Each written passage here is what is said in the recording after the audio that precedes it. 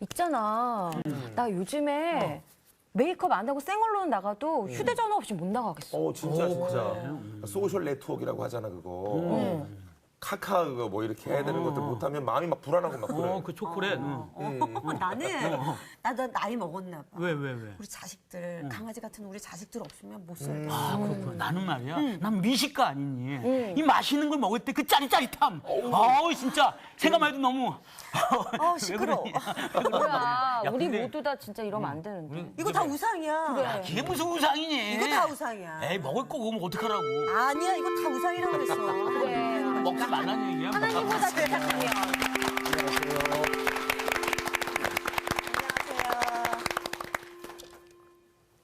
밖에서 슬쩍 듣고 있었는데 네.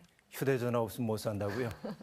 휴대전화 없이 못 나가겠어요. 그렇죠. 네. 또 뭐 뭐라고 하는 거 네, 없으면 못 카카오. 살겠다고.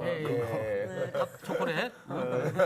전부 다 우리를 사로잡고 있는 것들이 있죠. 네. 살다 보면은 사로잡힘이라고 하는 거.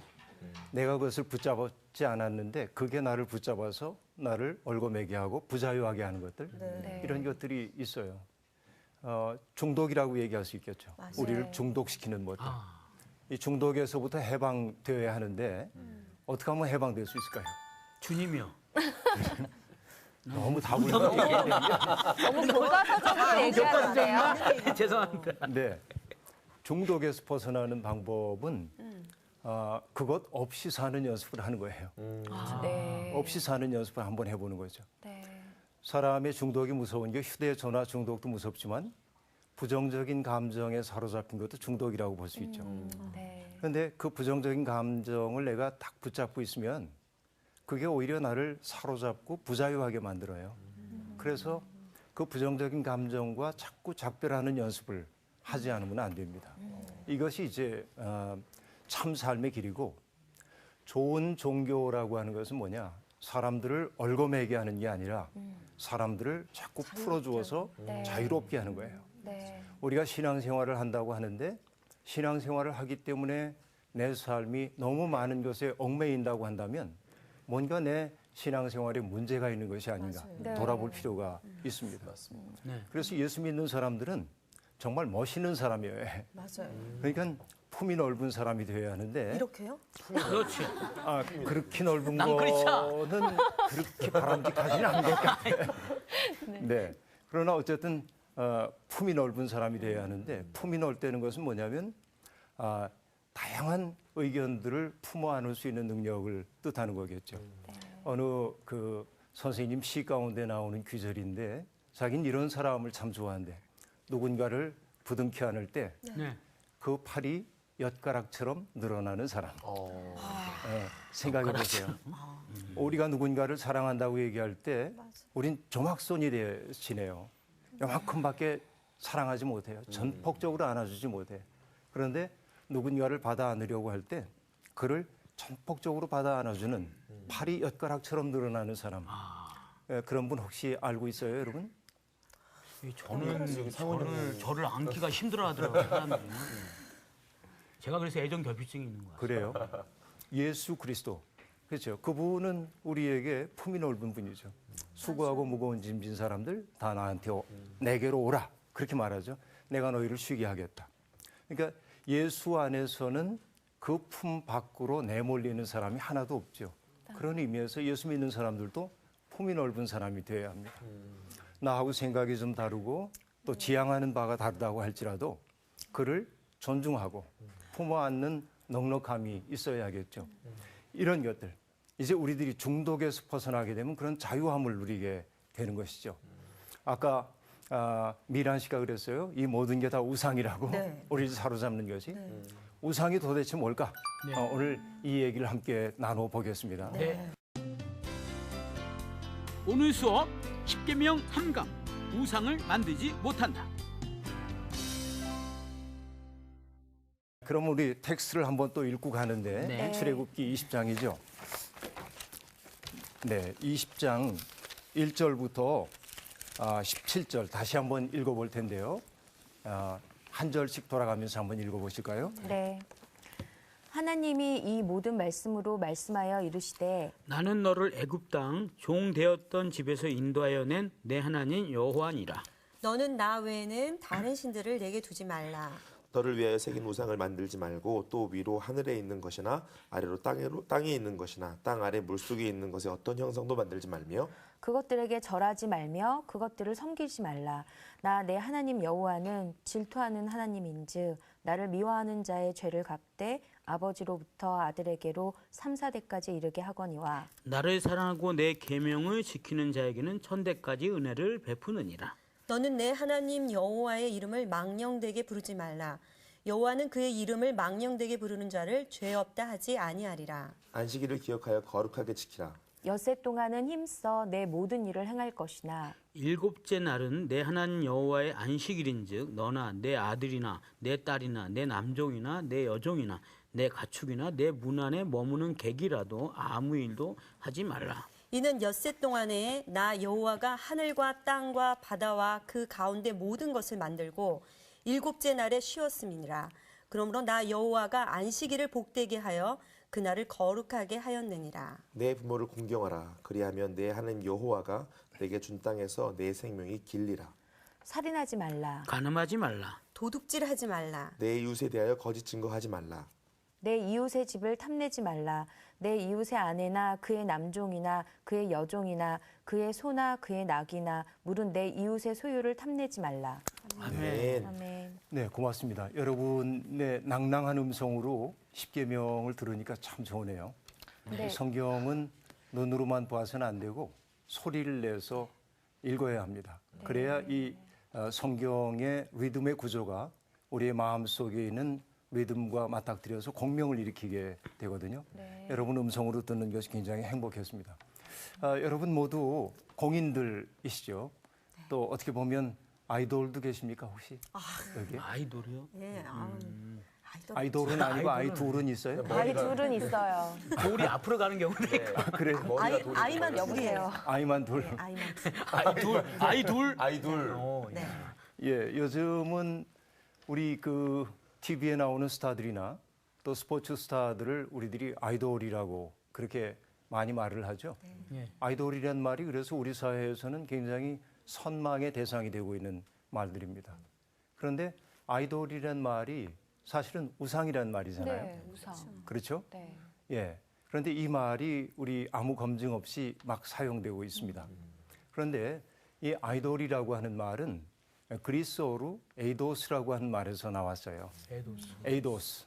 이것은 어떤 것의 모양 혹은 형상을 뜻하는 단어입니다.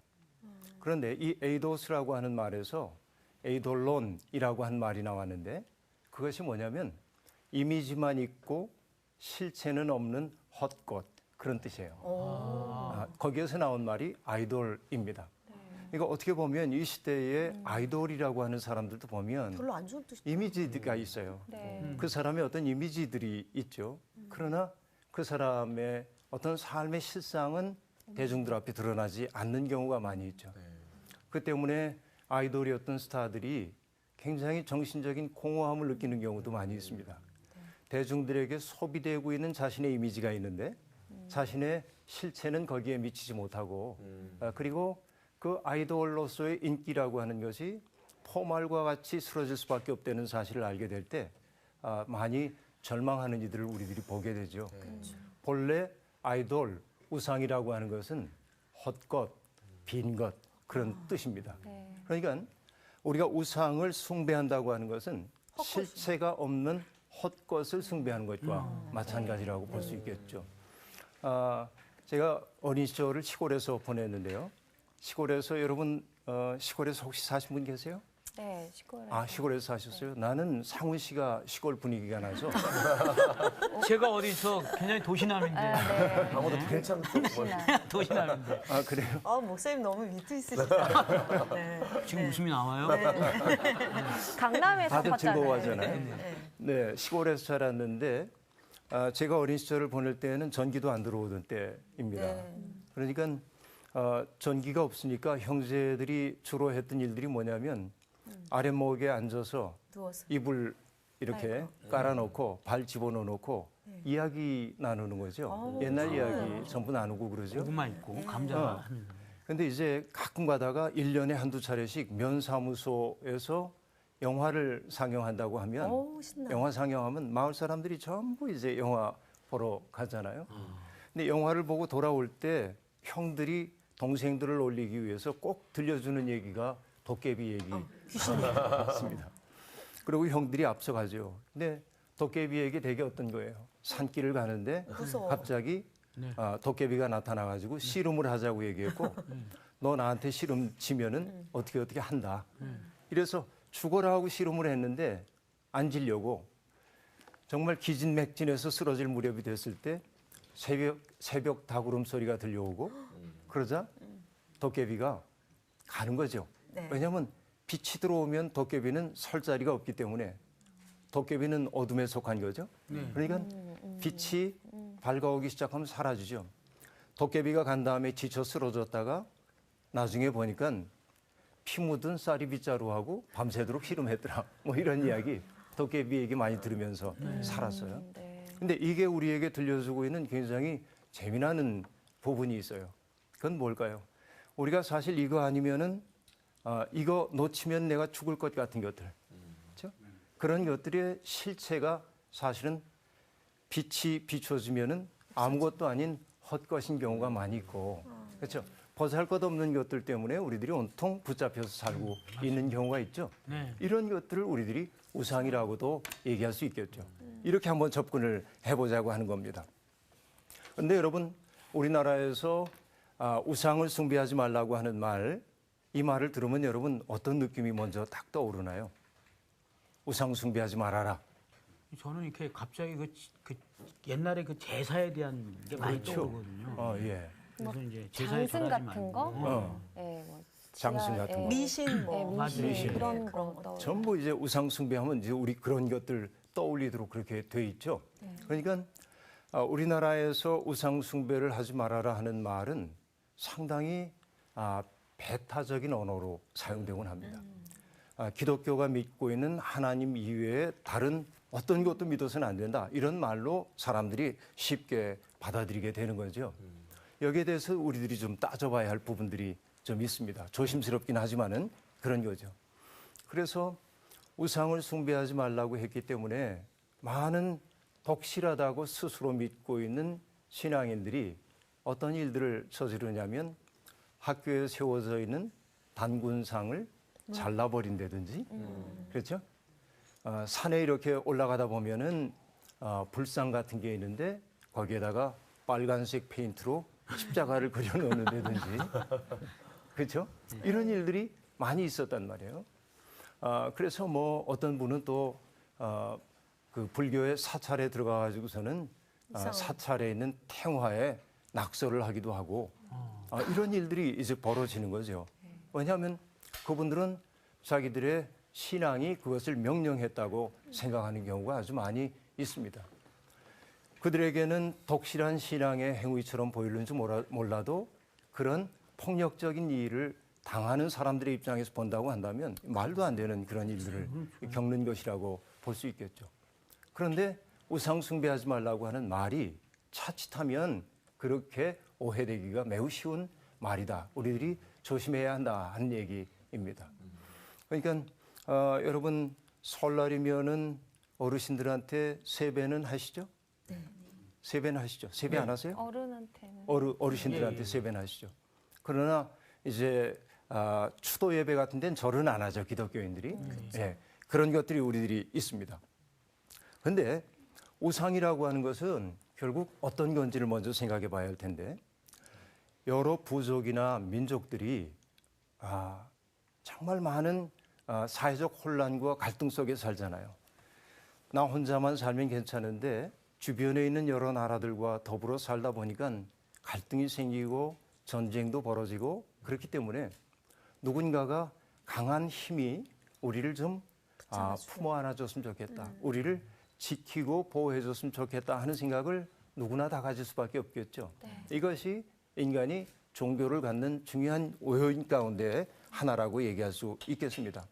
그래서 사람들은 자기들을 보호해주는 보호자를 사람들의 눈에 보이도록 가시적으로 만들어 놓고 바로 이분이 우리를 지켜주신다고 사람들이 사회적으로 합의를 하게 되는 겁니다. 자, 제사장이나 이런 계층들이 바로 이분이 우리를 보호하고 지켜주는 분이라고 그렇게 자꾸만 가르쳐 주겠죠. 그렇게 돼서 결국은 상들을 만들기 시작하는 겁니다. 근데 문제는 뭐냐면 이런 데 있습니다. 제국 국가 같은 경우에 보면 여러분 로마에 가면 판테온이라고 하는 게 있어요. 혹시 가보신 적이 있습니까? 아니요. 로마도 안 가봤습니다. 로마도 안 가보셨군요. 네, 기회가 있기를 바랍니다. 가자. 그 염원이 지극하면 이루어진다고 그래요. 아멘. 네, 그렇죠. 판테온이라고 하는 건데 판테온이라고 하는 것은 뭐예요? 만신전 그렇게 번역을 합니다. 우리말로. 진짜. 그러니까 많은 신들을 모신 사당입니다. 일종의 판테온. 판이라고 하는 것이 많다, 범 그런 뜻이에요. 태온이라고 하는 것은 신을 뜻합니다. 그러니까 많은 신이 거기에 모셔져 있습니다. 그런데 판테온에는 최고의 신이 있고 신들에게도 계급이 딱 정해져 있습니다. 신들도. 지난 시간에 얘기했었죠. 각각의 신들은 자기가 주재하는 주특기가 있다고 얘기했고 네, 네. 또 그가 주재하고 있는 장소가 있다고 얘기를 했었죠. 기억이 나십니까? 네. 아, 기억력이 상당히 좋으시네요. 네. 한 주간이나 기억력이 지속되네요. 그 굉장히 놀라운. 근데 물어보지 마세요. 들은 것 같아요. 예, 들은 것 같아요. 좋아요. 그러면 자, 각각의 신들은 자기가 주재하고 있는 주특기가 있다고 얘기했고 또 하나는 자기가 관장하고 있는 지역이 있다고 얘기를 했었죠. 예. 네. 그러니까 신들의 서열이 딱 정해져 있습니다. 최고 신이 있고 하위 신들이 이렇게 있겠죠. 그러니까 각각의 신들의 역할이 주어져 있습니다. 자, 그러면 여러분 생각해 보세요. 날마다 만신전에 가가지고 그 신들에게 예배를 드립니다. 우리가. 그러면 내 내면 속에 저절로 어떤 생각이 들어오냐면 세상은 원래 위계 질서로 구조화돼 있어. 그렇게 생각할 수 있겠죠. 네. 저 높은 자리에 있는 사람도 우리 식구로 얘기하면 저 높은 자리에 있는 게 팔자고 맨 밑바닥에서 사회 밑바닥에서 이렇게 천대받고 사는 우리들도 저 신들의 세계가 그런 것처럼 우리들도 이것도 팔자야. 그렇게 됐겠죠. 네. 그러니까 판테온이라고 하는 만신전 신학이 고대 세계에서 했던 역할은 뭐냐?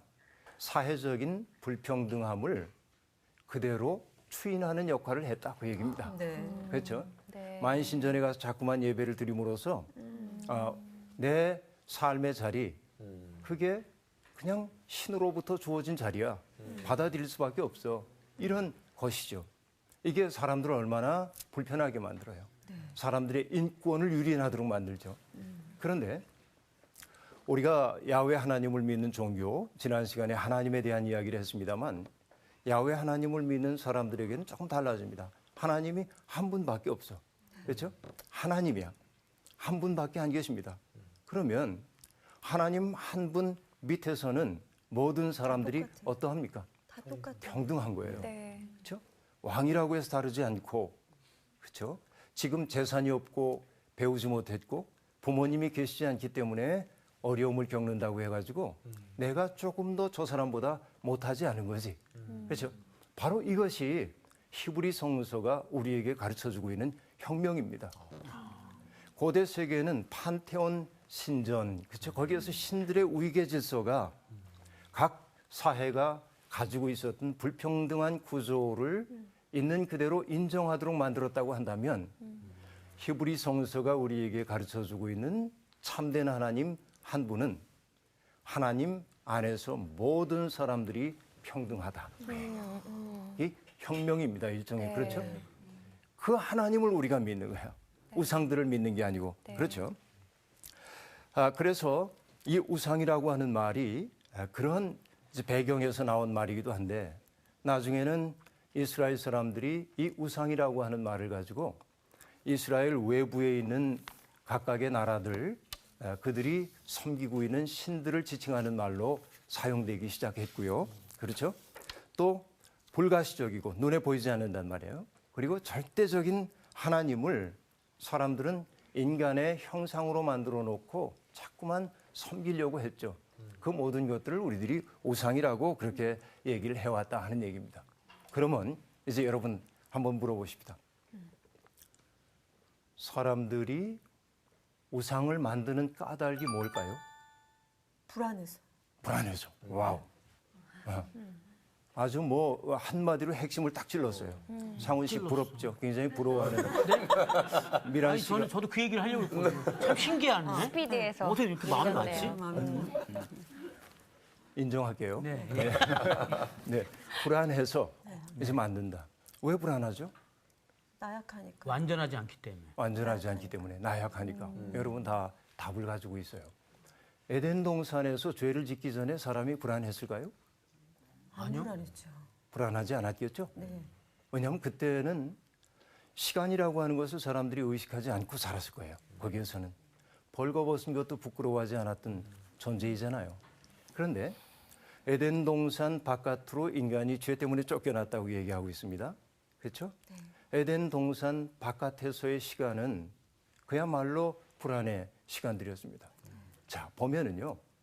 우리가 히브리성서 창세기를 보면 처음부터 나오는 갈등의 이야기가 계속되고 있습니다. 아담과 하와 사이에 태어난 첫 번째 아이가 있죠. 그렇죠? 누구였어요? 가인입니다. 가인. 하와가 가인을 낳고 우리도 하나님처럼 생명을 생산해서 기뻐서 가인이라는 이름을 붙여줬어요. 그런데 두 번째 아이 아벨을 낳았잖아요. 이 둘 사이에 경쟁 관계가 형성이 된 겁니다. 그러다 보니까 어떻게 됐죠? 가인이 아벨을 죽였어요. 여러분, 에덴 동산 이후에 태어난 첫 번째 사람인 가인이 형제 살해자가 되었다는 우울한 사실. 이것이 여러분 인간의 역사가 본질적으로 불안이라고 하는 사실을 우리에게 보여줍니다. 함께 살라고 하나님이 주신 형제를 경쟁의 대상으로 바라볼 수밖에 없는 그런 상황 속에 있었단 말이죠. 그렇죠. 이것이 이제 인간에게 근본적 불안을 만들어내기 시작합니다. 가인이 아벨을 죽이긴 했지만 하나님이 가인을 벌하지 아니하시고 오히려 가인에게 표를 주셔서 가인을 해치는 사람에게 하나님이 벌을 내리시겠다고 얘기합니다. 가인의 표를 주셔서. 근데 가인이 동생 아벨의 피를 흘린 이 땅을 떠날 수밖에 없습니다. 떠나가서 점점 옮겨간 것이 어디라고 얘기하고 있죠? 동쪽이요. 에덴의 동쪽. 예. 그렇죠. 에덴의 동쪽이라고 얘기합니다. 1960년대에 영화가 있었죠. 에덴의 동쪽이라고 하는 영화. 주연 배우가 누구예요? 우수에 찬 제임스 눈동자의 제임스 딘. 그 멋진. 기억이 없으시죠? 에덴 아주 한참 돼서. 네. 에덴의 동쪽이라고 얘기를 했어요. 그런데 옮겨가서 살게 된 에덴의 동쪽을 땅 이름을 뭐라고 얘기했냐면 not 그렇게 얘기했어요. 예, 뭐, 영어로는 NOT, not입니다. NOT. 그런데 not이라고 하는 히브리어의 뜻은 방황하다. 방황하다. 이런 뜻입니다. 다시 얘기하면 형제 간의 사랑의 관계를 맺지 못한 인간의 보편적인 삶의 상황이 불안이고 방황이다 하는 걸 보여줘요. 우리들 모두가 에덴의 동쪽에 지금 살고 있는 거죠. 어떤 의미에서는. 우리는 모두 다 노 땅의 주민들이라고 얘기할 수 있습니다. 그렇죠. 그래서 항상 우리는 불안해. 뭔가. 그래서 지금 사회가 다 경쟁 구도에서 다들 모두들 불안해하고 있는 것 같아요. 그렇죠. 보면. 예. 그래서 이 불안을 다른 말로 얘기하자고 한다면, 불안을 다른 형태로 얘기하자고 한다면 안식 없음이겠죠. 안식이 없는 거지. 나중에 우리가 안식일 계명 얘기할 때도 살펴보겠습니다만, 그러니까 결국 안식이 없다고 하는 것은 뭐냐? 내 마음이 마땅히 있어야 할 자리에 있지 못하다. 그리고 내가 땅에 뿌리를 내리고 살지 못하는 것 같다. 그런 느낌이죠. 여러분, 어린 왕자를 썼던 생텍쥐페리를 아시죠? 네. 그분의 글을 읽다 보면 이런 말이 나옵니다. 사람들은 참 불편하겠어. 왜냐하면 뿌리가 없으니까 말이야. 그렇죠? 뿌리가 없기 때문에 늘 떠돌 수밖에 없어. 이게 인간의 운명이란 말이죠. 죄로 말미암아서 하나님과의 관계가 망가지고 이웃과의 관계가 망가진 사람들이 내면 속에 가지고 있는 보편적 정황은 뭐냐? 불안하다 그 얘기죠. 뭔가 불안해. 그래서 이 불안한 마음을 누군가가 좀 붙들어줬으면 좋겠어. 그렇죠? 그래서 사람들은 정말 이 붙들어줄 수 있는 뭔가를 찾습니다. 이거를 사회학적 용어로 얘기하자면 불안의 대용물을 찾는다. 내 불안을 잊게 해줄 수 있는 뭔가를 찾는 거예요. 여러분이 생각하기에 현대인들이 추구하고 있는 불안의 대용물들이 어떤 건가요? 술. 나왔던 핸드폰. 술, 핸드폰, 저희 관계. 제가 아는 아이는 불안하니까 항상 자고 있던 그 이불 있죠. 이불. 이불을 항상 이렇게 뜯어야지 어, 잠을 잘 수가 불안하기 있고. 때문에. 그리고 어떤 애기들은 이 손가락을 빨더라고요. 손가락 빨고. 불안하니까. 저희도 불안해서 먹는 거잖아요. 보험도 많이 들고. 보험도 많이 들고. 결국 사람들이 재물에 집착하는 것도 나의 불안한 삶을 돈이 많으면 뭔가 이게 보장해 줄 거라고 하는 생각 때문에 집착하게 되는 거죠. 인간의 삶이 불안함이 없다고 한다면 뭔가에 애집하는 일은 좀 적어질 거예요. 그래요. 맞아. 그래서 내가 불안하지 않고 평안해. 그러면 누군가에게 집착하거나 뭔가에 집착하는 일들을 하지 않는단 말이죠. 네. 사람은 자기의 불안을 해결하기 위해서 뭔가 필요로 하는 존재입니다. 마음속에 목마름을 가지고 있어요. 그런데 사람들은 세 가지 종류의 불안을 해소하는 방법들을 가지고 있습니다. 그 첫째가 뭐냐면 이 세상에 있는 외적인 대상들, 다시 얘기하면 물건들을 자꾸만 소유함으로 내 불안한 마음을 달래려고 하는 경우가 있습니다. 치장하는 거. 어떤 사람들은 명품 같은 거 많이 사서 예. 그죠? 남들로부터 내가 구별되기를 원하고 남들에게 뒤처지지 않는 것 같은 느낌을 받고 싶어 하죠. 네. 그 나온 씨 집에 가봤더니 이태리 가구가 있는 걸 보고 미란 씨가 그래요? 안 가봤어요. 이해를 드는 거 아닙니까? 깜짝 놀라시네요. 없어요? 없을 없을 거예요. 거예요. 이태리 가고 있어? 없습니다. 네. 없어요. 네. 근데 미란 씨가 가서 보고 나서 부러워가지고 나도 저거 없으면 난 못 살아. 아이고. 이렇게 살게 된다고 한다면 미란 씨는 뭐냐면 뭔가에 매여 있는 존재인 것이죠. 내면 속에 충족감이 없기 때문에 그런 것들을 자꾸만 구하게 되는 거죠. 물건을 가지고 불안을 이겨내려는 사람이 첫 번째로 있어요. 또 하나는 뭐냐면 사람에게 집착하는 경우가 네. 있습니다. 그렇죠? 네. 너무나 사람에게 집착해. 내가 나 사랑해줘야 돼. 그러고 너무 집착해. 정말 아름다운 사랑의 관계라고 하는 것은 집착하는 관계여서는 안 되거든. 네. 이 얘기는 잠시 후에 우리들이 좀 해볼 텐데요. 네. 네. 그런데 사람 속에는 물건으로 채워지지도 않고 또 사람으로도 채워지지 않는 빈 자리가 있단 말이에요. 그렇죠. 그건 뭐냐면 하나님으로만 채워질 수밖에 없는 부분이 있어요. 하나님 짜리. 이게 하나님 짜리. 하나님 자리. 아유 저렇게 전문 용어를 하나님 자리. 맞아. 네. 놀랍습니다. 우리의 마음의 지성소 속에 들어와 계셔야 할 분이 하나님이라 말이죠.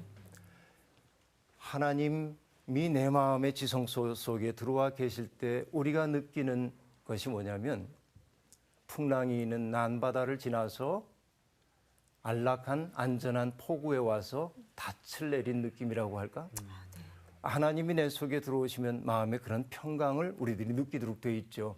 이게 신앙이 가지고 있는 신비라고 얘기할 수 있습니다. 그런데 오늘날 사람들은 자기가 가질 수 없는 것들이 많으니까 소위 아이돌 스타들에게 열광함으로써 자기를 잊고 싶어하는 경우가 아주 많이 있습니다. 맞죠? 그런 것들입니다. 금방 얘기했던 불안의 대용물 만드는 이야기에서 여러분 딱 떠오르는 게 뭐가 있어요? 출애굽기 32장인데 거기 뭐가 나올까요? 그러니까 32장이요. 예, 금송아지. 맞아요. 맞아, 금송아지. 금송아지 만드는 맞아. 거죠. 모세가 하나님을 만나러 시내산에 올라가자 불안해서. 기다리던 백성들이 불안해졌어. 그래서 우리를 이끌 신을 만들어 달라고 얘기했습니다. 그래서 아론이 금부치를 모아오라고 얘기했고 그것을 녹여가지고 금송아지를 만들죠.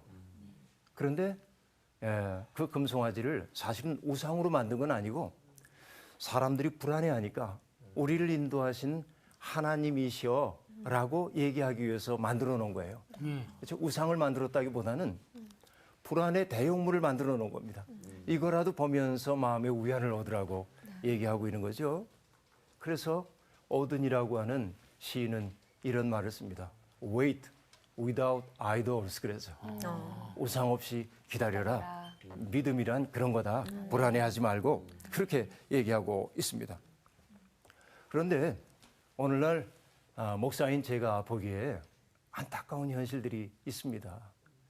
정말 어느 목사님들은요, 이제 은퇴하실 무렵이 되면 조금 불안하신가 봐. 그래서 당신의 이름으로 된 예배당도 만들고 또 어떤 재단도 만들고 전부 그러시는 모습들을 종종 봅니다. 그런데 그거 뭐 때문이냐면 wait without idols 이걸 못해서 그래. 그렇죠?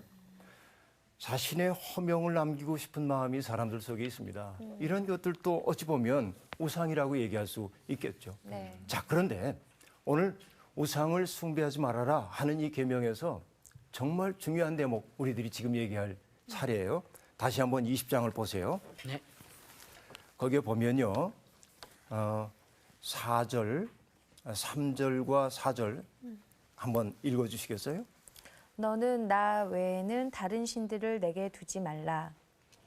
네, 너를 4절. 위하여 새긴 우상을 만들지 말고 또 위로 하늘에 있는 것이나 아래로 땅에 있는 것이나 땅 아래 물속에 있는 것의 어떤 형상도 만들지 말며. 네, 거기까지만 하죠. 네. 너를 위하여 새긴 우상을 만들지 말고 그렇게 돼 있죠. 네. 새긴 우상.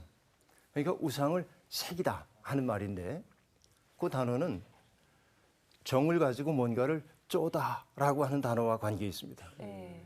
돌이나 나무를 가지고 쪼개다. 우상을 만들기 위해서는 망치를 들고 정이나 끈을 가지고 쪼아야 되잖아요. 네. 이걸 보고 무심히 지나가고 있었습니다. 그동안. 그런데 어느 날 그 내셔널 지오그래픽이라고 하는 그 프로그램을 봤어요. 네. 근데 그게 뭐가 나오냐면 이집트에 가면은 커다란 피라미드들이 서 있죠. 네. 피라미드 서 있고요. 네. 또 신전 앞에 가면 오벨리스크라고 하는 큰 기둥 같은 것이 네. 서 있습니다. 위에는 피라미드 모양으로 되어 있고 밑에는 정사각형 혹은 직사각형으로 되어 있어요. 세상에서 제일 큰 건 32m쯤 된대요. 그리고 이집트의 룩소르에 있는 카르낙 신전 앞에는 24m가 되는 오벨리스크라고 하는 게 있습니다. 이것은 태양신 레를 기념하기 위해 만든 것이에요. 그래서 레를 기념하기 위한 부조도 새겨놓고 이 오벨리스크를 만든 왕들의 업적들을 옆에 새겨놓기도 하고 그랬습니다. 그런데 내셔널 지오그래픽이 우리에게 보여주는 것은 뭐였냐면 그 오벨리스크를 채석장에서 떠내기 위해서 어떤 노력들을 했는지였습니다. 자, 30m쯤 되는 돌이에요. 굉장히 크죠. 네. 큰 바위괴를 지금 만났습니다. 그러면 떠야 할 이 돌의 크기도 엄청날 거 아니에요. 예. 사람들도. 사람들이 전부 줄지에 앉아요. 예. 그리고 자기 앞에서 이걸 쪼기 시작합니다. 응? 이렇게 해서 이 돌을 떼어내는 거야. 네. 그런데 24m짜리 오벨리스크를 떼어내는데 몇 개월이 걸렸냐면 7개월이 걸렸습니다. 수없이 많은 사람들이 7개월 동안이나 걸려서 이걸 떼어내요. 그럼 여러분 생각해 보세요. 오벨리스크가 하나만 있었던 것도 아니고 그렇죠. 또 피라미드를 만들기 위해 엄청난 돌들을 떼어내고 그런 일들을 했다고 생각해 보면 여러분 태어나서 노동력이 생기는 순간부터 그렇죠? 사회의 위계 질서 맨 밑바닥에 있었던 사람들이 해야 했던 일은 뭡니까? 정을 붙잡고 망치를 들고 두들겨. 쪼아내야 되는 거야 이걸. 그렇죠? 그것도 여러분 이집트가 오죽 뜨거워요. 그렇죠? 너무나 뜨거운 곳이죠. 햇살 한 점, 그늘 한 점 없는 떼약볕 밑에서 망치를 들고 이걸 쪼입니다. 평생 이 일을 합니다. 그 일을 했던 사람들이 결국 누구예요? 노예죠. 히브리들이야, 히브리들. 그렇죠? 그러니까 뭔가를 쫀다라고 하는 것은 그 말 자체가 주고 있는 고통이 있는 거야. 고통의 기억들이. 그렇죠? 그러니까 너를 위해서 새긴 우상을 만들지 말아라 하는 얘기는 뭐냐면 종교를 빙자해가지고 사람들을 부자유하게 만들고, 그렇죠? 종교를 빙자해서 사람들의 노동력을 강제로 동원하는 일들 그만둬라 그런 얘기이기도 합니다. 예. 이게 강력한 메시지인 거예요. 자, 애굽이라고 하는 땅, 거기는 바로를 정점으로 하고 피라밋 신분 구조에 의해서 밑바닥 사람들이 천대받고 있는 삶의 구조였다고 한다면 야훼 하나님은 이들을 이끌어서 가나안 땅으로 인도하시는데 아까 얘기했지만은 판테온 구조 속에서는 사람들이 자기들의 신분 질서를 당연한 것으로 받아들이고 살았어.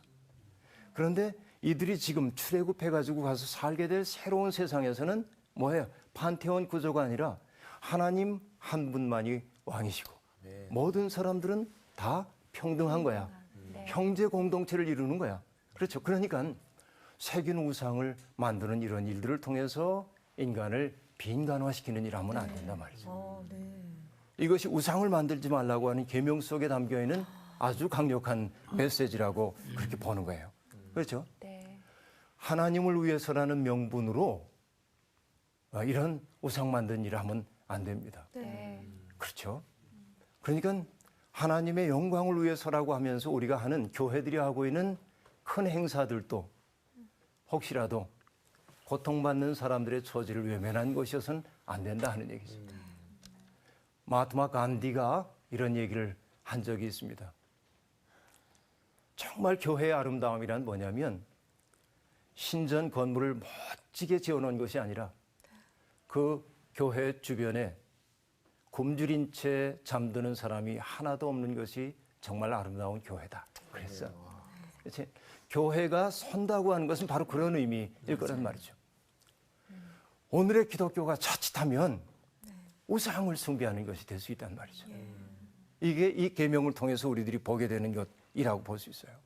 그래서 오죽하면 제단을 쌓는 문제를 얘기하면서도 성경이 뭐라고 얘기하냐면 너희가 나에게 제물을 바칠 제단을 쌓고자 할 때에는 다듬은 돌을 써서는 안 된다. 왜? 돌 다듬는 게 전부 뭐를 기억시키는 겁니까? 그때 강제 노역을 기억시키는 거잖아. 너희가 돌에다 정을 대면 그 돌이 부정을 타게 된다. 심지어는 그렇게까지 얘기를 한단 말이에요. 그렇죠? 종교를 빙자해서 사람들을 억압하는 일을 해서는 안 된다 하는 얘기입니다. 그러면 여러분 오늘 우리들이 해야 할 일들 참 많아요. 유한한 것들 섬겨서는 안 되겠죠? 네. 아까 얘기한 것처럼 하나님을 믿는다고 하는 것은 뭐냐? 점점 우리를 얽어매게 하는 우상들로부터 벗어나와서 점점 우리를 자유하게 하는 하나님을 향해 길 떠나는 과정이어야 합니다. 그런데 신약 성서로 오면서 신약 성서는 우상에 대한 새로운 이해를 가르쳐주고 있어요. 어떤 이해인지 한번 볼까요? 골로새서 3장 5절을 한번 보실래요? 골로새서 3장 5절 읽어주시죠. 그러므로 땅에 있는 지체를 죽이라. 곧 음란과 부정과 사욕과 악한 정욕과 탐심이니 탐심은 우상 숭배니라. 네. 우상 숭배가 뭐라고요? 탐심. 탐심이 우상 숭배다. 과도한 욕망을 탐심이라고 얘기하는 거죠. 과도한 욕망. 자, 두 가지만 구분해 보겠습니다. 네. 하나는 욕구이고 또 하나는 욕망입니다. 어떻게 다를까요? 욕구는 자연스러운 어떤 그치. 현상들의 그런 것 같고요. 욕망은 가지고자 하는 어떤 취하고자 하는 그런 바를 얘기하는 거 아닐까요? 네. 이게 어떤 간단하게 얘기하면 욕구는 하나님 주신 본능이고요. 그리고 욕망은 하나님 주신 본능이 아니라 내가 갖는, 아하. 내가 욕심을 부리는. 오케이. 자, 이렇게 정리를 해봅시다. 욕구라고 하는 것은 어디에서부터 출발하는 거냐면 몸으로부터 출발하는 거예요. 네. 목말라, 네. 네.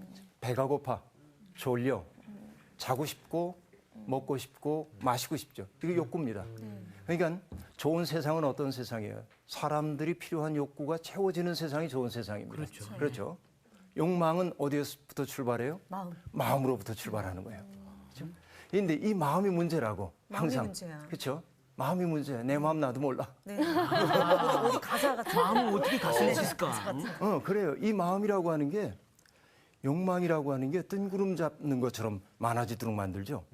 이것이 탐심입니다. 결국은. 사탄이 이 세상에서 하는 일은 뭐냐? 마음을 우리 흔들어요. 속에 끊임없이 욕망을 주입합니다. 그 욕망 채워져야 너 행복한 거야. 네. 이렇게 얘기함으로써 우리로 하여금 사탄의 손아귀에서 벗어나지 못하도록 만듭니다. 그래서 이 시대에 우리들이 우상으로부터 벗어나는 길은 뭐냐면 내 마음이 내게 요구하고 있는 그 과도한 욕망에 대해서 됐네 이렇게 말할 줄 아는 능력을 얻는 거야. 됐다고. 됐어. 됐네. 됐다니까. 보다 좀 난 약하네. 이거로 됐어. 만족해. 이런 겁니다. 그렇죠. 우상이라고 하는 것이 우리를 붙잡아서 우리를 자유롭게 살지 못하도록 하는 것들이 우상임을 우리들이 봤죠. 네. 여러분 다른 종교의 신상이나 이런 것들만이 우상이 아니라 우상은 바로 우리의 내면 속에 있고 사회 제도 속에 있고 그렇죠. 우리의 마음 속에 있다는 사실을 알게 됐습니다. 이 우상들로부터 놓여나서 해방된 자유를 누리시길 바랍니다. 네. 네, 됐네. 고맙습니다. 네. 네, 감사합니다. 됐네. 됐거든. 됐거든. 됐네. 됐거든. 누군가에게 집착하거나 무언가에 집착하는 일들을 하지 않는단 말이죠. 네. 사람은 자기의 불안을 해결하기 위해서 뭔가 필요로 하는 존재입니다. 마음속에 목마름을 가지고 있어요. 그런데 사람들은 세 가지 종류의 불안을 해소하는 방법들을 가지고 있습니다. 그 첫째가 뭐냐면 이 세상에 있는 외적인 대상들, 다시 얘기하면 물건들을 자꾸만 소유함으로 내 불안한 마음을 달래려고 하는 경우가 있습니다. 치장하는 거. 어떤 사람들은 명품 같은 거 많이 사서 예. 그죠? 남들로부터 내가 구별되기를 원하고 남들에게 뒤처지지 않는 것 같은 느낌을 받고 싶어 하죠. 네. 그 나온 씨 집에 가봤더니 이태리 가구가 있는 걸 보고 미란 씨가 안 가봤어요. 이대로 되는 거 아닙니까? 깜짝 놀라시네. 없어요? 없을 없을걸요? 거예요. 이태리 가고 있어? 없습니다. 없어요. 네. 근데 미란 씨가 가서 보고 나서 부러워가지고 나도 저거 없으면 난 못 살아. 이렇게 살게 된다고 한다면 미란 씨는 뭐냐면 뭔가에 매여 있는 존재인 것이죠. 내면 속에 충족감이 없기 때문에 그런 것들을 자꾸만 구하게 되는 거죠. 물건을 가지고 불안을 이겨내려는 사람이 첫 번째로 있어요. 또 하나는 뭐냐면 사람에게 집착하는 경우가 있습니다. 그렇죠. 너무나 사람에게 집착해. 내가 나 사랑해줘야 돼. 그러고 너무 집착해. 정말 아름다운 사랑의 관계라고 하는 것은 집착하는 관계여서는 안 되거든. 네. 이 얘기는 잠시 후에 우리들이 좀 해볼 텐데요. 네. 네. 그런데 사람 속에는 물건으로 채워지지도 않고 또 사람으로도 채워지지 않는 빈 자리가 있단 말이에요. 그렇죠. 그건 뭐냐면 하나님으로만 채워질 수밖에 없는 부분이 있어요. 하나님 자리. 이게 하나님 자리. 하나님 자리고 아이고 저렇게 전문 용어를 하나님 자리. 맞아. 네. 놀랍습니다. 우리의 마음의 지성소 속에 들어와 계셔야 할 분이 하나님이라 말이죠. 하나님이 내 마음의 지성소 속에 들어와 계실 때 우리가 느끼는 것이 뭐냐면 풍랑이 있는 난바다를 지나서 안락한 안전한 포구에 와서 닻을 내린 느낌이라고 할까? 하나님이 내 속에 들어오시면 마음의 그런 평강을 우리들이 느끼도록 되어 있죠. 이게 신앙이 가지고 있는 신비라고 얘기할 수 있습니다. 그런데 오늘날 사람들은 자기가 가질 수 없는 것들이 많으니까 소위 아이돌 스타들에게 열광함으로써 자기를 잊고 싶어하는 경우가 아주 많이 있습니다. 맞죠? 그런 것들입니다. 금방 얘기했던 불안의 대용물 만드는 이야기에서 여러분 딱 떠오르는 게 뭐가 있어요? 출애굽기 32장인데 거기 뭐가 나올까요? 그러니까 32장이요. 예, 금송아지. 맞아요. 맞아, 금송아지. 금송아지 만드는 맞아. 거죠. 모세가 하나님을 만나러 시내산에 올라가자 불안해서. 기다리던 백성들이 불안해졌어. 그래서 우리를 이끌 신을 만들어 달라고 얘기했습니다. 그래서 아론이 금부치를 모아오라고 얘기했고 그것을 녹여가지고 금송아지를 만들죠. 그런데 그 금송아지를 사실은 우상으로 만든 건 아니고 사람들이 불안해하니까 우리를 인도하신 하나님이시여라고 얘기하기 위해서 만들어 놓은 거예요. 그렇죠? 우상을 만들었다기보다는 불안의 대용물을 만들어 놓은 겁니다. 이거라도 보면서 마음의 위안을 얻으라고 얘기하고 있는 거죠. 그래서 오든이라고 하는 시인은 이런 말을 씁니다. Wait without idols. 그래서 우상 없이 기다려라. 믿음이란 그런 거다. 불안해하지 말고 그렇게 얘기하고 있습니다. 그런데 오늘날 목사인 제가 보기에 안타까운 현실들이 있습니다. 정말 어느 목사님들은요, 이제 은퇴하실 무렵이 되면 조금 불안하신가 봐. 그래서 당신의 이름으로 된 예배당도 만들고 또 어떤 재단도 만들고 전부 그러시는 모습들을 종종 봅니다. 그런데 그거 뭐 때문이냐면 wait without idols 이걸 못해서 그래. 그렇죠? 자신의 허명을 남기고 싶은 마음이 사람들 속에 있습니다. 이런 것들도 어찌 보면 우상이라고 얘기할 수 있겠죠. 네. 자, 그런데 오늘 우상을 숭배하지 말아라 하는 이 계명에서 정말 중요한 대목 우리들이 지금 얘기할 차례예요. 다시 한번 20장을 보세요. 네. 거기에 보면요. 4절, 3절과 4절 한번 읽어 주시겠어요? 너는 나 외에는 다른 신들을 내게 두지 말라. 네. 너를 위하여 새긴 우상을 만들지 말고 또 위로 하늘에 있는 것이나 아래로 땅에 있는 것이나 땅 아래 물속에 있는 것의 어떤 형상도 만들지 말며. 네, 거기까지만 하죠. 네. 너를 위하여 새긴 우상을 만들지 말고 그렇게 되어 있죠. 네. 새긴 우상. 그러니까 우상을 새기다 하는 말인데 그 단어는 정을 가지고 뭔가를 쪼다라고 하는 단어와 관계 있습니다. 네. 돌이나 나무를 가지고 좋겠다. 우상을 만들기 위해서는 망치를 들고 정이나 끌을 가지고 쪼아야 되잖아요. 네. 이걸 보고 무심히 지나가고 있었습니다. 그동안. 그런데 어느 날 그 내셔널 지오그래픽이라고 하는 그 프로그램을 봤어요. 네. 근데 그게 뭐가 나오냐면 이집트에 가면은 커다란 피라미드들이 서 있죠. 네. 피라미드 서 있고요. 네. 또 신전 앞에 가면 오벨리스크라고 하는 큰 기둥 같은 것이 네. 서 있습니다. 위에는 피라미드 모양으로 되어 있고 밑에는 정사각형 혹은 직사각형으로 되어 있어요. 세상에서 제일 큰 건 32m쯤 된대요. 그리고 이집트의 룩소르에 있는 카르낙 신전 앞에는 24m가 되는 오벨리스크라고 하는 게 있습니다. 이것은 태양신 레를 기념하기 위해 만든 것이에요. 그래서 레를 기념하기 위한 부조도 새겨놓고 이 오벨리스크를 만든 왕들의 업죠. 왜냐하면 그분들은 자기들의 신앙이 그것을 명령했다고 생각하는 경우가 아주 많이 있습니다. 그들에게는 독실한 신앙의 행위처럼 보이는지 몰라도 그런 폭력적인 일을 당하는 사람들의 입장에서 본다고 한다면 말도 안 되는 그런 일들을 겪는 것이라고 볼 수 있겠죠. 그런데 우상 숭배하지 말라고 하는 말이 자칫하면 그렇게 오해되기가 매우 쉬운 말이다. 우리들이 조심해야 한다 하는 얘기입니다. 그러니까 여러분 설날이면은 어르신들한테 세배는 하시죠? 네. 세배는 하시죠? 세배 안 하세요? 어른한테는 어르신들한테 세배는 하시죠. 그러나 이제 추도 예배 같은 데는 절은 안 하죠. 기독교인들이. 예, 그런 것들이 우리들이 있습니다. 그런데 우상이라고 하는 것은 결국 어떤 건지를 먼저 생각해 봐야 할 텐데 여러 부족이나 민족들이 정말 많은 사회적 혼란과 갈등 속에 살잖아요. 나 혼자만 살면 괜찮은데 주변에 있는 여러 나라들과 더불어 살다 보니까 갈등이 생기고 전쟁도 벌어지고 그렇기 때문에 누군가가 강한 힘이 우리를 좀 품어 안아줬으면 좋겠다. 우리를 지키고 보호해줬으면 좋겠다 하는 생각을 누구나 다 가질 수밖에 없겠죠. 네. 이것이 인간이 종교를 갖는 중요한 요인 가운데 하나라고 얘기할 수 있겠습니다. 그래서 사람들은 자기들을 보호해주는 보호자를 사람들의 눈에 보이도록 가시적으로 만들어 놓고 바로 이분이 우리를 지켜주신다고 사람들이 사회적으로 합의를 하게 되는 겁니다.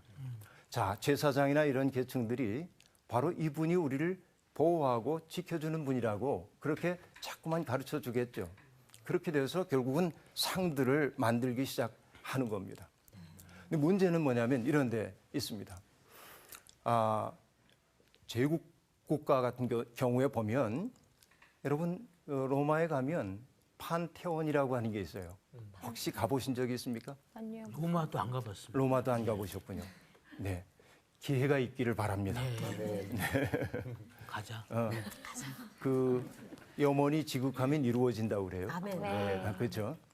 판테온이라고 하는 건데 판테온이라고 하는 것은 뭐예요?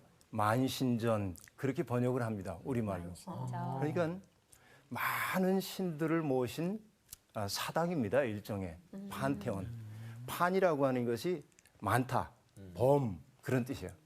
태온이라고 하는 것은 신을 뜻합니다. 그러니까 많은 신이 거기에 모셔져 있습니다. 그런데 판테온에는 최고의 신이 있고 신들에게도 계급이 딱 정해져 있습니다. 신들도. 지난 시간에 얘기했었죠. 각각의 신들은 자기가 주재하는 주특기가 있다고 얘기했고 네. 또 그가 주재하고 있는 장소가 있다고 얘기를 했었죠. 기억이 나십니까? 네. 기억력이 상당히 좋으시네요. 네. 한 주간이나 기억력이 지속되네요. 그 굉장히 놀라운. 근데 물어보지 마세요. 들은 것 같아요. 네, 들은 것 같아요. 좋아요. 그러면 자, 각각의 신들은 자기가 주재하고 있는 주특기가 있다고 얘기했고 또 하나는 자기가 관장하고 있는 지역이 있다고 얘기를 했었죠. 예. 네. 그러니까 신들의 서열이 딱 정해져 있습니다. 최고 신이 있고 하위 신들이 이렇게 있겠죠. 그러니까 각각의 신들의 역할이 주어져 있습니다. 자, 그러면 여러분 생각해 보세요. 날마다 만신전에 가가지고 그 신들에게 예배를 드립니다. 우리가. 그러면 내 내면 속에 저절로 어떤 생각이 들어오냐면 세상은 원래 위계 질서로 구조화돼 있어. 그렇게 생각할 수 있겠죠.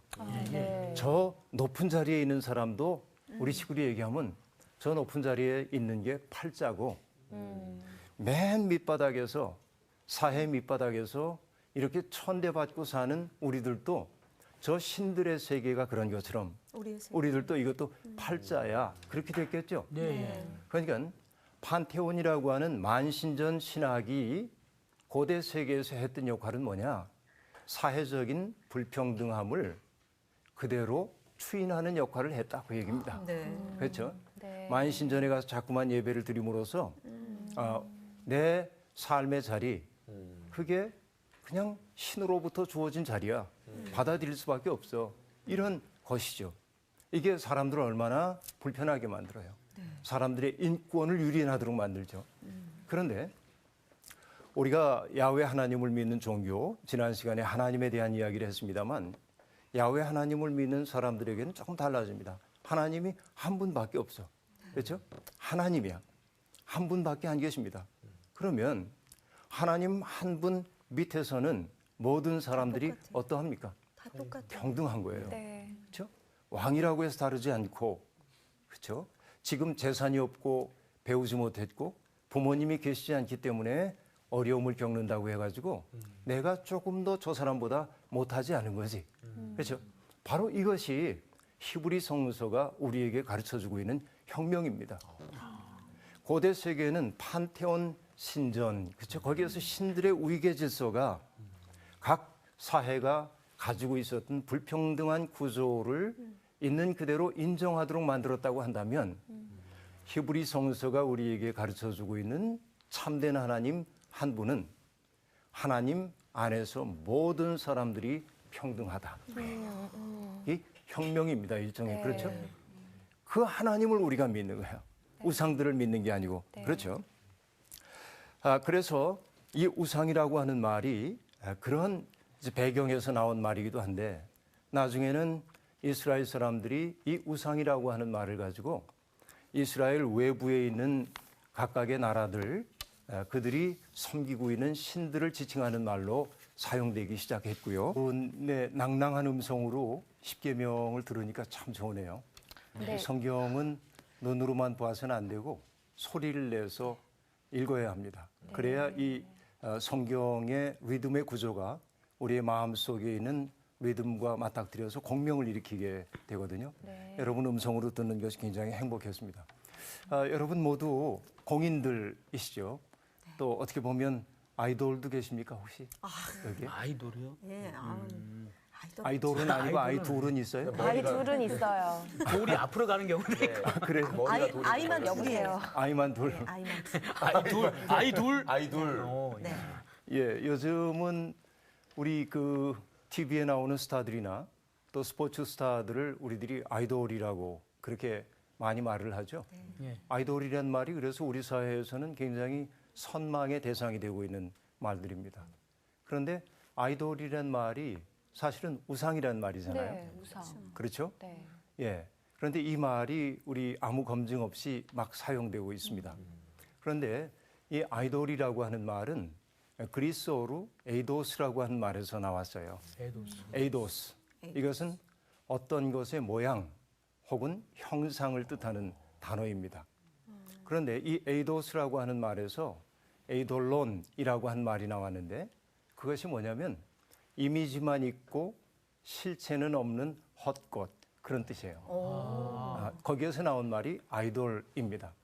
그러니까 어떻게 보면 이 시대에 아이돌이라고 하는 사람들도 보면 별로 안 좋은 뜻이. 이미지가 있어요. 네. 그 사람의 어떤 이미지들이 있죠. 그러나 그 사람의 어떤 삶의 실상은 대중들 앞에 드러나지 않는 경우가 많이 있죠.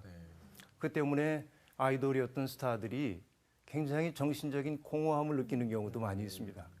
대중들에게 소비되고 있는 자신의 이미지가 있는데 자신의 실체는 거기에 미치지 못하고 그리고 그 아이돌로서의 인기라고 하는 것이 포말과 같이 쓰러질 수밖에 없다는 사실을 알게 될 때 많이 절망하는 이들을 우리들이 보게 되죠. 본래 아이돌, 우상이라고 하는 것은 헛것, 빈 것 그런 뜻입니다. 그러니까 우리가 우상을 숭배한다고 하는 것은 실체가 없는 헛것을 숭배하는 것과 마찬가지라고 볼 수 있겠죠. 제가 어린 시절을 시골에서 보냈는데요. 시골에서 여러분 시골에서 혹시 사신 분 계세요? 네, 시골에. 시골에서 사셨어요? 나는 상훈 씨가 시골 분위기가 나서 제가 어디서 굉장히 도시남인데. 네.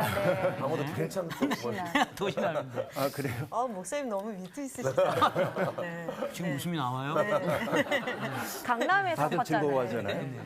네, 시골에서 자랐는데 제가 어린 시절을 보낼 때는 전기도 안 들어오던 때입니다. 그러니까 전기가 없으니까 형제들이 주로 했던 일들이 뭐냐면 아랫목에 앉아서 누워서. 이불 이렇게 깔아놓고 발 집어넣어놓고 이야기 나누는 거죠. 옛날 이야기 전부 나누고 그러죠. 고구마 있고 감자 하는. 근데 이제 가끔 가다가 1년에 한두 차례씩 면사무소에서 영화를 상영한다고 하면 신나. 영화 상영하면 마을 사람들이 전부 이제 영화 보러 가잖아요. 근데 영화를 보고 돌아올 때 형들이 동생들을 놀리기 위해서 꼭 들려주는 얘기가 도깨비 얘기입니다. 그리고 형들이 앞서가죠. 근데 도깨비 얘기 되게 어떤 거예요? 산길을 가는데 무서워. 갑자기 도깨비가 나타나가지고 씨름을 하자고 얘기했고 너 나한테 씨름 치면은 어떻게 한다. 이래서 죽어라 하고 씨름을 했는데 안 지려고 정말 기진맥진해서 쓰러질 무렵이 됐을 때 새벽 닭울음 소리가 들려오고 그러자 도깨비가 가는 거죠. 네. 왜냐하면 빛이 들어오면 도깨비는 설 자리가 없기 때문에 도깨비는 어둠에 속한 거죠. 그러니까 빛이 밝아오기 시작하면 사라지죠. 도깨비가 간 다음에 지쳐 쓰러졌다가 나중에 보니까 피 묻은 쌀이 빗자루하고 밤새도록 씨름했더라. 뭐 이런 이야기 도깨비 얘기 많이 들으면서 살았어요. 근데 이게 우리에게 들려주고 있는 굉장히 재미나는 부분이 있어요. 그건 뭘까요? 우리가 사실 이거 아니면은 이거 놓치면 내가 죽을 것 같은 것들, 그렇죠? 그런 것들의 실체가 사실은 빛이 비춰지면은 아무것도 아닌 헛것인 경우가 많이 있고, 그렇죠? 보잘것없는 것들 때문에 우리들이 온통 붙잡혀서 살고 있는 경우가 있죠. 이런 것들을 우리들이 우상이라고도 얘기할 수 있겠죠. 이렇게 한번 접근을 해보자고 하는 겁니다. 그런데 여러분, 우리나라에서 우상을 숭배하지 말라고 하는 말, 이 말을 들으면 여러분 어떤 느낌이 먼저 딱 떠오르나요? 우상 숭배하지 말아라. 저는 이렇게 갑자기 그 옛날에 그 제사에 대한 게 많이 그렇죠. 떠오르거든요. 예. 그래서 이제 제사에 장승 절하지 같은 말고. 거? 예, 뭐 장승 지하- 같은 예, 거. 미신 뭐. 미신, 미신. 그런 네, 그런 거 거. 떠올려요. 전부 이제 우상 숭배하면 이제 우리 그런 것들 떠올리도록 그렇게 돼 있죠. 그러니까 우리나라에서 우상 숭배를 하지 말아라 하는 말은 상당히 배타적인 언어로 사용되곤 합니다. 기독교가 믿고 있는 하나님 이외에 다른 어떤 것도 믿어서는 안 된다. 이런 말로 사람들이 쉽게 받아들이게 되는 거죠. 여기에 대해서 우리들이 좀 따져봐야 할 부분들이 좀 있습니다. 조심스럽긴 하지만은 그런 거죠. 그래서 우상을 숭배하지 말라고 했기 때문에 많은 독실하다고 스스로 믿고 있는 신앙인들이 어떤 일들을 저지르냐면 학교에 세워져 있는 단군상을 잘라버린다든지, 그렇죠? 산에 이렇게 올라가다 보면은 불상 같은 게 있는데 거기에다가 빨간색 페인트로 십자가를 그려놓는다든지, 그렇죠? 이런 일들이 많이 있었단 말이에요.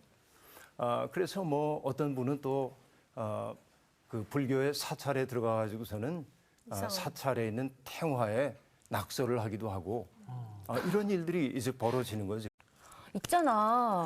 나 요즘에 메이크업 안 하고 생얼로 나가도 휴대전화 없이 못 나가겠어. 진짜 소셜 네트워크라고 하잖아 그거. 카카 그거 뭐 이렇게 해야 되는 것들 못하면 마음이 막 불안하고 막 그래. 그 초콜릿.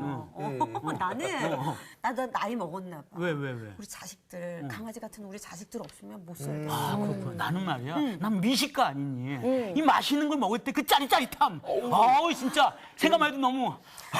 시끄러워. 뭐야, 우리 근데- 모두 다 진짜 이러면 안 되는데. 이거 다 우상이야. 그래. 이게 무슨 우상이니? 이거 다 우상이야. 에이 먹을 거 그러면 어떡하라고. 아니야, 이거 다 우상이라고 그랬어. 그래. 먹지 말라는 얘기야. 하나님보다 좋다면.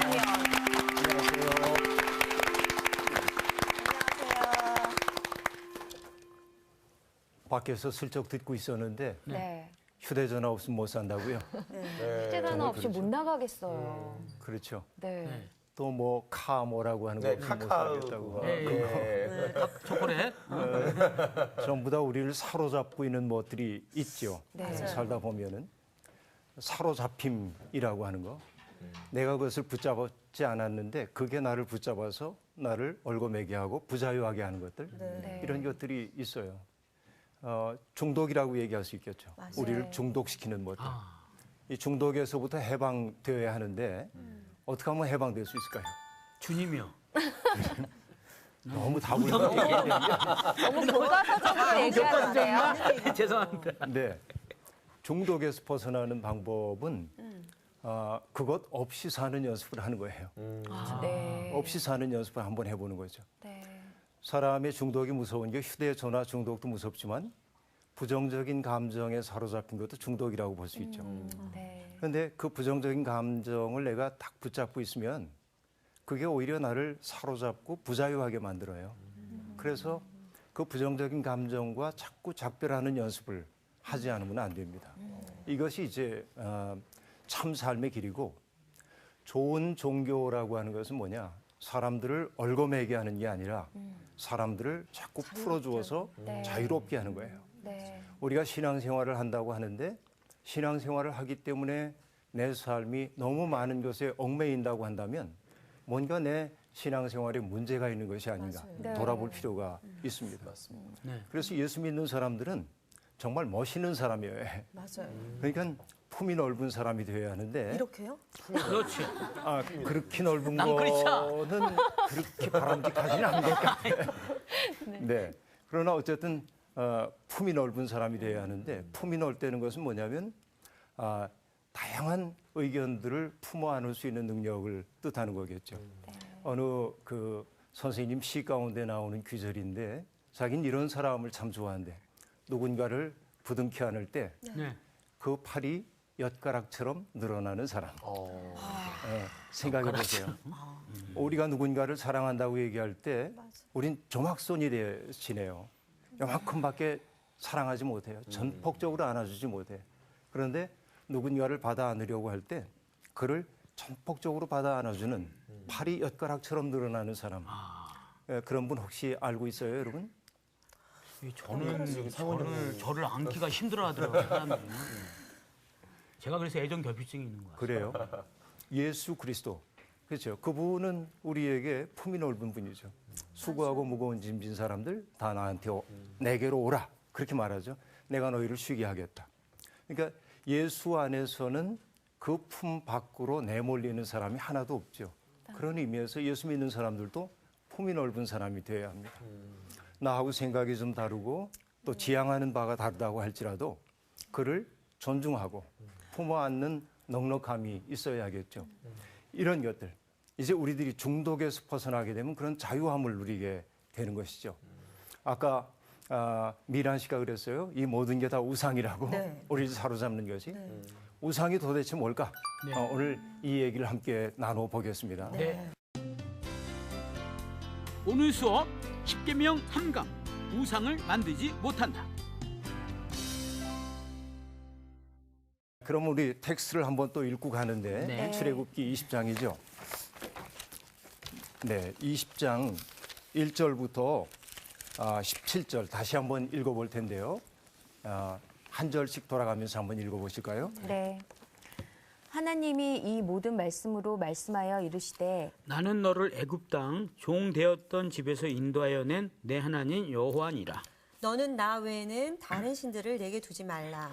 너를 위하여 새긴 우상을 만들지 말고 또 위로 하늘에 있는 것이나 아래로 땅에 있는 것이나 땅 아래 물속에 있는 것의 어떤 형상도 만들지 말며 그것들에게 절하지 말며 그것들을 섬기지 말라. 나 내 하나님 여호와는 질투하는 하나님인즉 나를 미워하는 자의 죄를 갚되 아버지로부터 아들에게로 3, 4대까지 이르게 하거니와 나를 사랑하고 내 계명을 지키는 자에게는 천대까지 은혜를 베푸느니라. 너는 내 하나님 여호와의 이름을 망령되게 부르지 말라. 여호와는 그의 이름을 망령되게 부르는 자를 죄 없다 하지 아니하리라. 안식일을 기억하여 거룩하게 지키라. 엿새 동안은 힘써 내 모든 일을 행할 것이나 일곱째 날은 내 하나님 여호와의 안식일인즉 너나 내 아들이나 내 딸이나 내 남종이나 내 여종이나 내 가축이나 내 문 안에 머무는 객이라도 아무 일도 하지 말라. 이는 엿새 동안에 나 여호와가 하늘과 땅과 바다와 그 가운데 모든 것을 만들고 일곱째 날에 쉬었음이니라. 그러므로 나 여호와가 안식일을 복되게 하여 그날을 거룩하게 하였느니라. 내 부모를 공경하라. 그리하면 내 하나님 여호와가 내게 준 땅에서 내 생명이 길리라. 살인하지 말라. 간음하지 말라. 도둑질하지 말라. 내 이웃에 대하여 거짓 증거하지 말라. 내 이웃의 집을 탐내지 말라. 내 이웃의 아내나 그의 남종이나 그의 여종이나 그의 소나 그의 낙이나 물은 내 이웃의 소유를 탐내지 말라. 아멘. 아멘. 네, 고맙습니다. 여러분, 그렇죠? 또 불가시적이고 눈에 보이지 않는단 말이에요. 그리고 절대적인 하나님을 사람들은 인간의 형상으로 만들어 놓고 자꾸만 섬기려고 했죠. 그 모든 것들을 우리들이 우상이라고 그렇게 얘기를 해왔다 하는 얘기입니다. 그러면 이제 여러분 한번 물어보십시다. 사람들이 우상을 만드는 까닭이 뭘까요? 불안해서. 불안해서. 와우. 아주 뭐 한마디로 핵심을 딱 찔렀어요. 상훈 씨 부럽죠. 굉장히 부러워하는. 미란 아니 씨가 저도 그 얘기를 하려고 했거든요. 참 신기하네. 스피드에서 어떻게 이렇게 마음이 났지?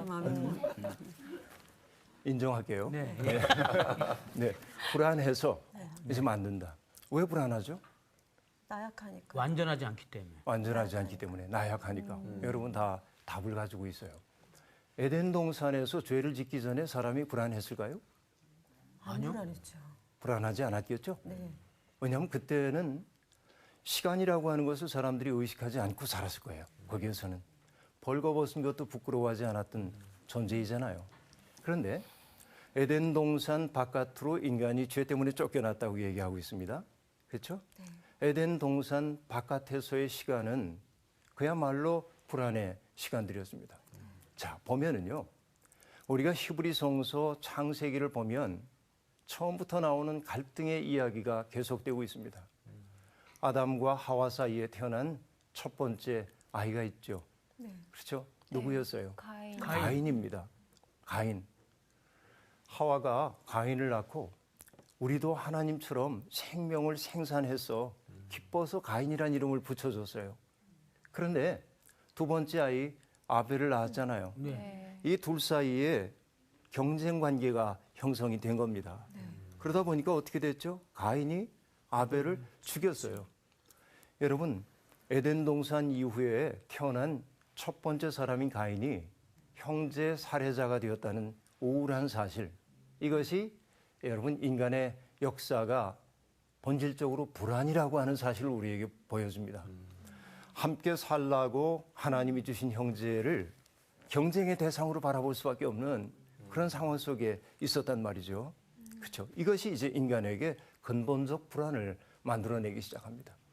가인이 아벨을 죽이긴 했지만 하나님이 가인을 벌하지 아니하시고 오히려 가인에게 표를 주셔서 가인을 해치는 사람에게 하나님이 벌을 내리시겠다고 얘기합니다. 가인의 표를 주셔서. 근데 가인이 동생 아벨의 피를 흘린 이 땅을 떠날 수밖에 없습니다. 떠나가서 점점 옮겨간 것이 어디라고 얘기하고 있죠? 동쪽이요. 에덴의 동쪽. 예. 그렇죠. 에덴의 동쪽이라고 얘기합니다. 1960년대에 영화가 있었죠. 에덴의 동쪽이라고 하는 영화. 주연 배우가 누구예요? 우수에 찬 제임스 눈동자의 제임스 딘. 그 멋진. 기억이 없으시죠? 그게 에덴 아주 한참 돼서. 네. 에덴의 동쪽이라고 얘기를 했어요. 그런데 옮겨가서 살게 된 에덴의 동쪽을 땅 이름을 뭐라고 얘기했냐면 놋 그렇게 얘기했어요. 예, 뭐, 영어로는 NOD, 놋입니다. NOD. 그런데 놋이라고 하는 히브리어의 뜻은 방황하다. 방황하다. 이런 뜻입니다. 네. 다시 얘기하면 형제 간의 사랑의 관계를 맺지 못한 인간의 보편적인 삶의 상황이 불안이고 방황이다 하는 걸 보여줘요. 우리들 모두가 에덴의 동쪽에 지금 살고 있는 거죠. 어떤 의미에서는. 우리는 모두 다 놋 땅의 주민들이라고 얘기할 수 있습니다. 그렇죠. 그래서 항상 우리는 불안해. 뭔가. 그래서 지금 사회가 다 경쟁 구도에서 다들 모두들 불안해하고 있는 것 같아요. 그렇죠. 보면. 예.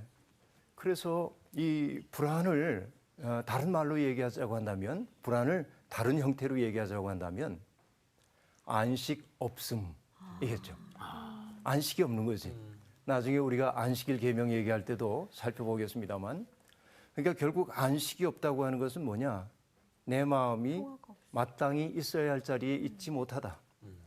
그리고 내가 땅에 뿌리를 내리고 살지 못하는 것 같다. 그런 느낌이죠. 여러분, 어린 왕자를 썼던 생텍쥐페리를 아시죠? 네. 그분의 글을 읽다 보면 이런 말이 나옵니다. 사람들은 참 불편하겠어. 왜냐하면 뿌리가 없으니까 말이야. 그렇죠? 뿌리가 없기 때문에 늘 떠돌 수밖에 없어. 이게 인간의 운명이란 말이죠.